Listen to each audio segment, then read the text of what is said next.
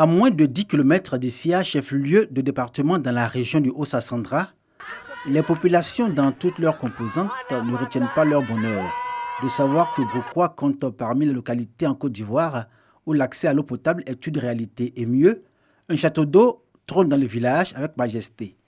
15 mètres de haut, une capacité de 30 mètres cubes et un forage qui dessert 10 mètres cubes d'eau par heure. Un ouvrage dont bénéficie aussi le village voisin de Korekipra. Avant, tu es obligé de quitter au champ à 15 heures pour venir au village plus tôt pour aller au puits avant de faire ta cuisine. Maintenant que le château d'eau est là, tu peux venir à n'importe quelle heure pour faire ta cuisine. Donc je suis très heureuse.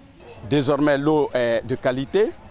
Désormais, les femmes ne sont plus obligées de se lever très tôt le matin pour aller puiser de l'eau au marigot, pour aller puiser de l'eau dans les puits. Un sentiment de mieux-être, un sentiment de bien-être.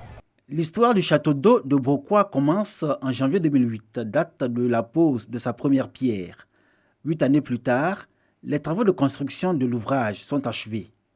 Les supplices que causait la recherche permanente de l'eau dans cette partie de la région du Haut-Sassandra sont relégués au souvenir. Éviter certaines maladies comme la bilharziose. On nous conseille directement d'utiliser l'eau potable. Comme il y a un château d'eau qui est là, c'est bon pour la santé. Les populations peuvent espérer de l'ONEF les promesses qui ont été faites par le chef de l'État. C'est en faisant ce type d'investissement qu'on pourrait imaginer qu'on se mette en dehors des pénuries d'eau qui surviennent ça et là.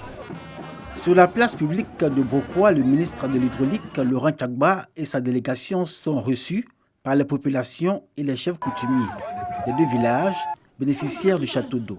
Entre cette rencontre festive et la livraison officielle de l'ouvrage aux populations, le ministre de l'Hydraulique a expliqué la vision du président de la République pour le bien-être et le progrès des populations, traduite à nouveau dans le plan social du gouvernement 2019. Nous sillonnons aujourd'hui toute la Côte d'Ivoire pour faire en sorte que le programme social du gouvernement puisse être mis en œuvre pour pouvoir rendre effective la politique du président Alassane Ouattara de donner de l'eau potable de manière concrète aux populations.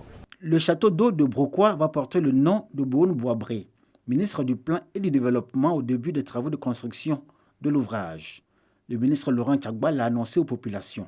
Un double bonheur qu'elles ont exprimé à l'envi, même si, à Brocquois comme à Korekipra, peu d'habitants disposent encore de compteurs à ce jour. Le ministre de l'Hydraulique les a assurés de ce que le gouvernement va lancer un vaste programme de 450 000 branchements sociaux au bénéfice des populations de Côte d'Ivoire les plus défavorisées.